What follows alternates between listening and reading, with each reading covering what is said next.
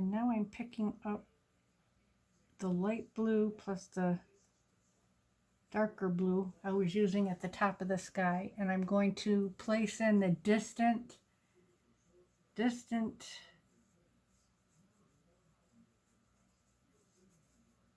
horizon.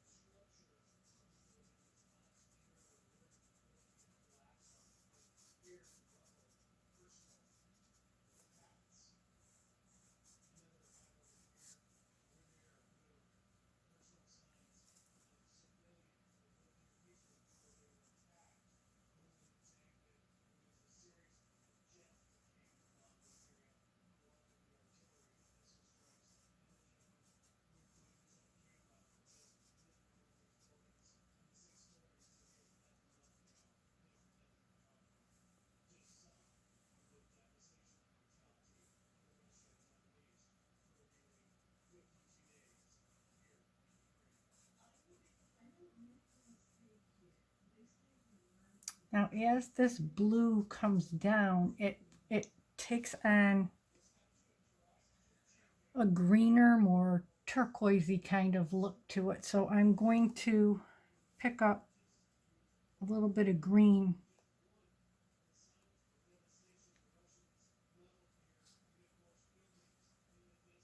with that.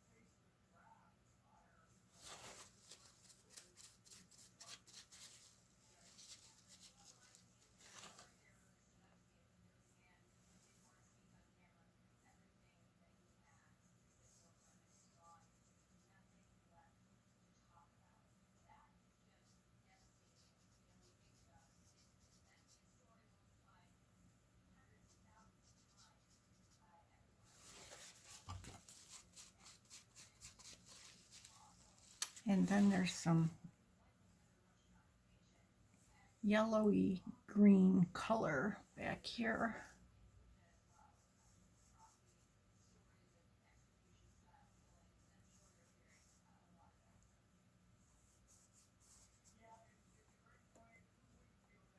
I'm picking up both yellow and like the lime green color on my applicator for this.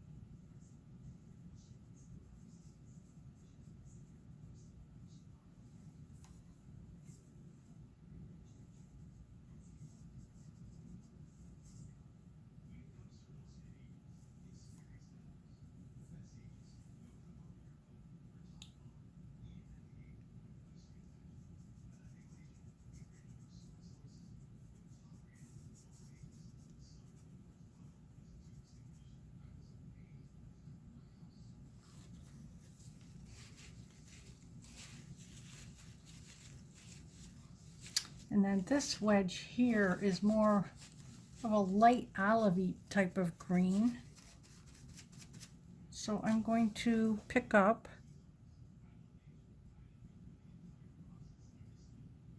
yellow ochre and chrome oxide green. Yellow ochre, chrome oxide green mixed together on my sponge.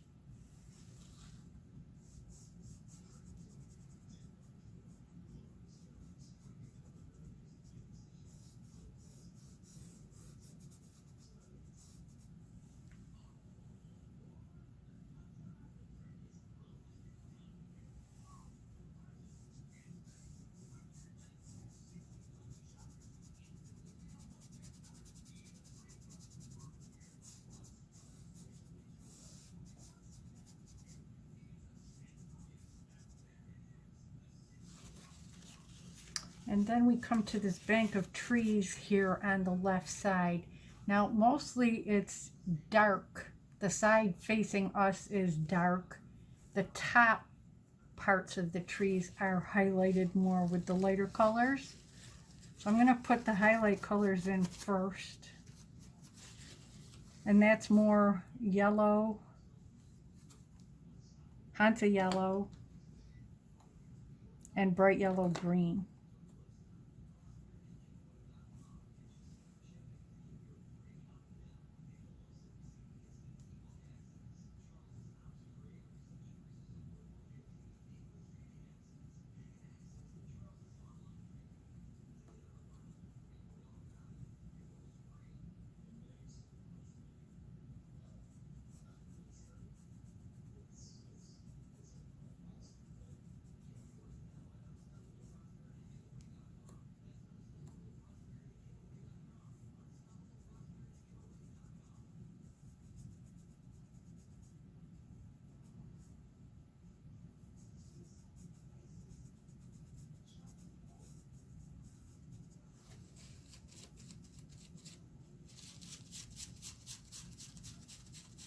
You could pick up some of the chrome green and put that in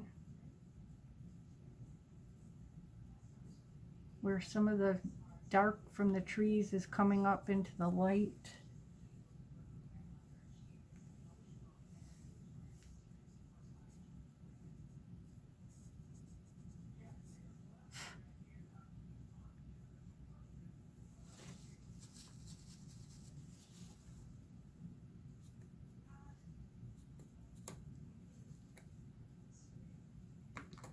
Permanent green and bright yellow green mixed together.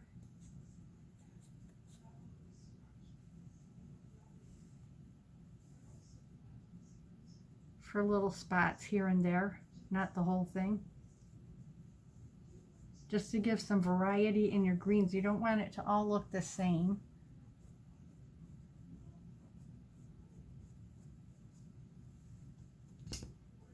And as we come down in here, it's going to go darker. And I'm using chromium oxide green shade.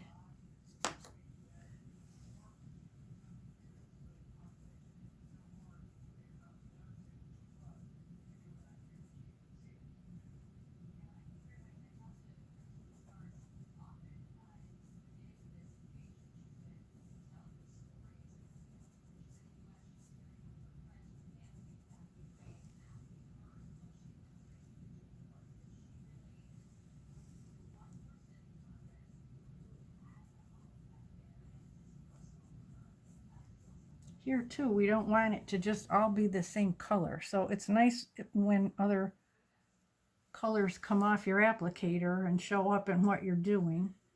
And if it's not, then pick up another little tap of a different shade of green so that it will happen.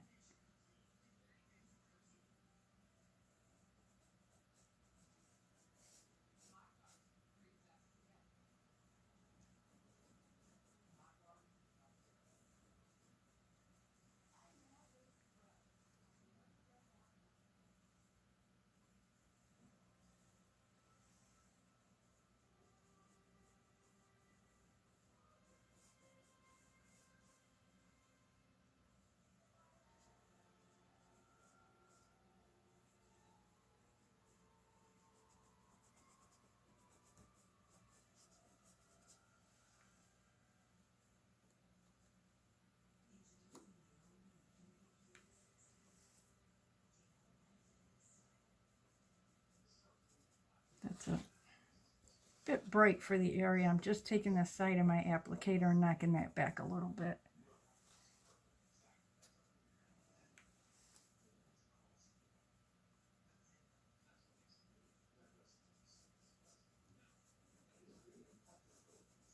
This bank of trees, the right-hand side of it is actually going back further in the distance, so we have to lighten up that color. It's not going to be as dark as what we have up in here. It's a little bit more faded.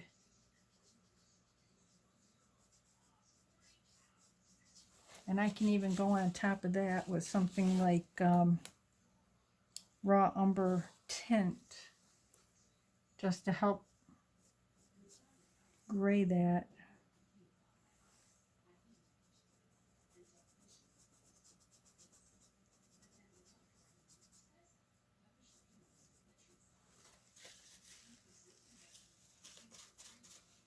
Notice I keep wiping off my applicator sponge.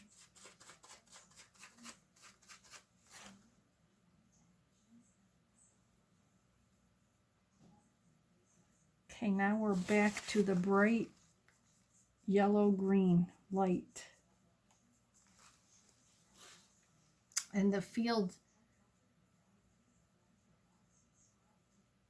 right underneath these trees is quite bright, and it changes from what I'm going to pick up Hansa yellow now. Hansa yellow. It changes from Hansa yellow with yellow green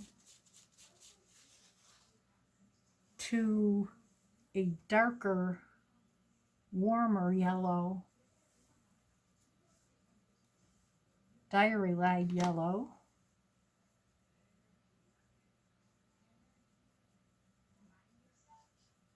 about in here.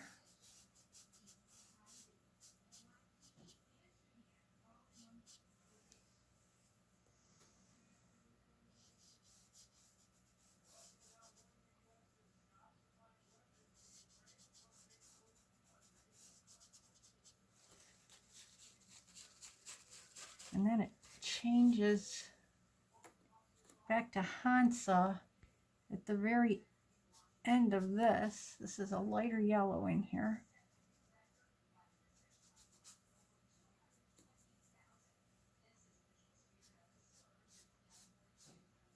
Just keep in mind, this is just our underpainting. This is not the finished piece. We're just getting color down onto the paper at this point.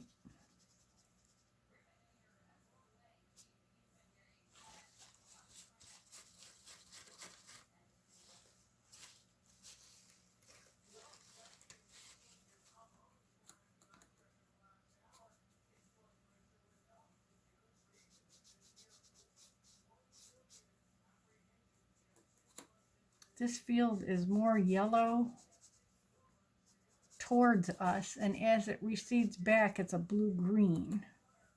So we'll put the yellow down first.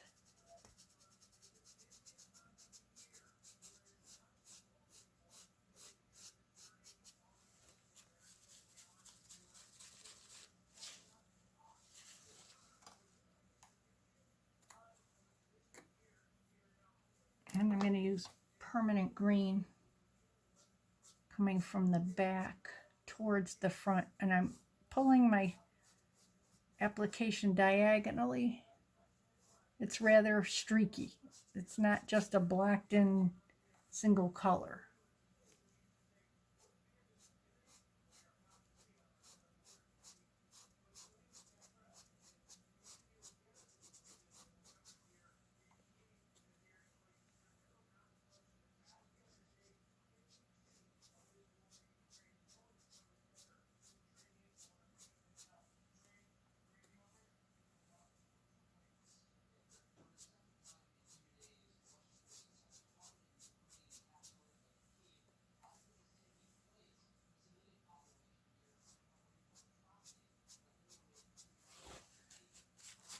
And then as we get to the right side, it warms again.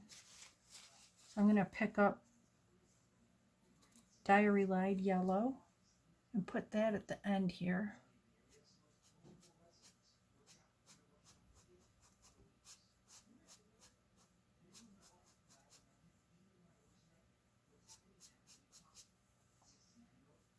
I'm going to try some of this Diary Light Yellow also on this olive green.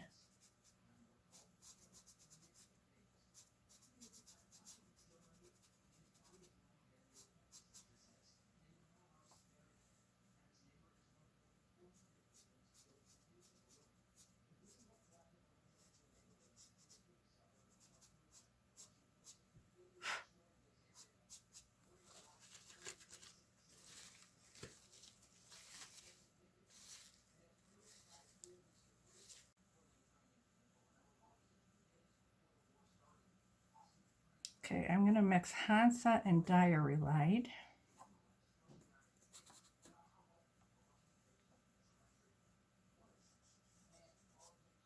Really start to warm this up in here.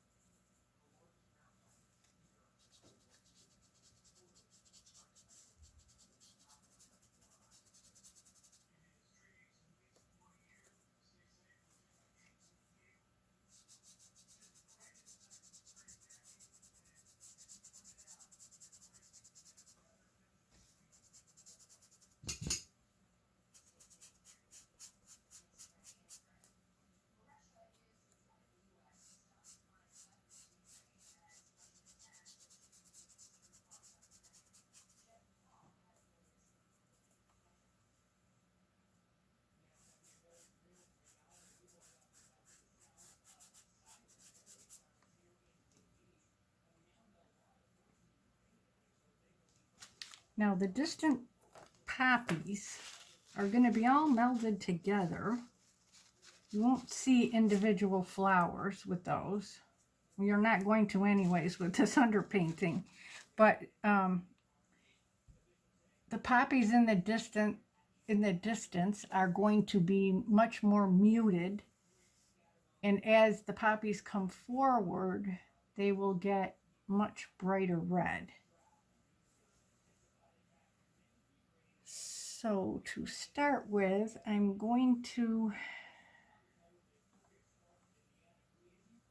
use some Diary Light Yellow and some red iron oxide, just a little bit of that, I think, to start putting in the distant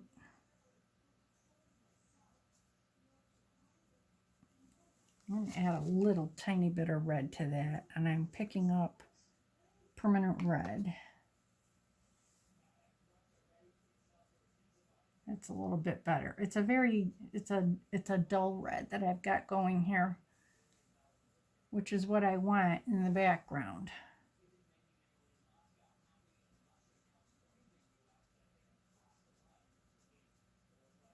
I changed my to a different applicator that's got a smaller tip.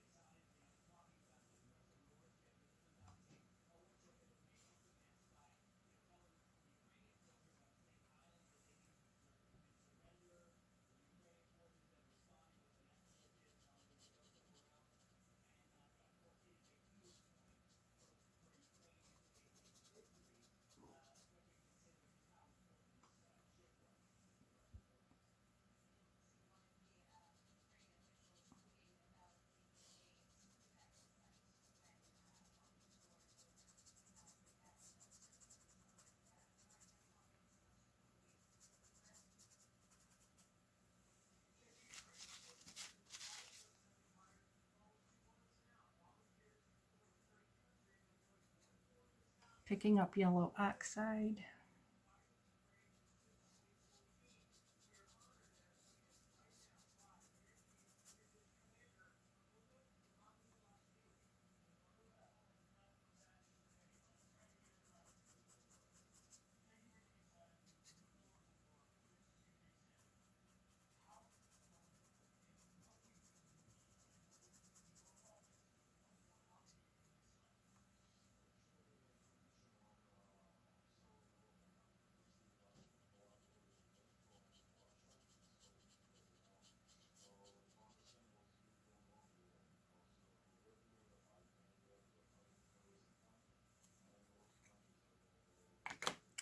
pick up a little bit of orange with yellow oxide.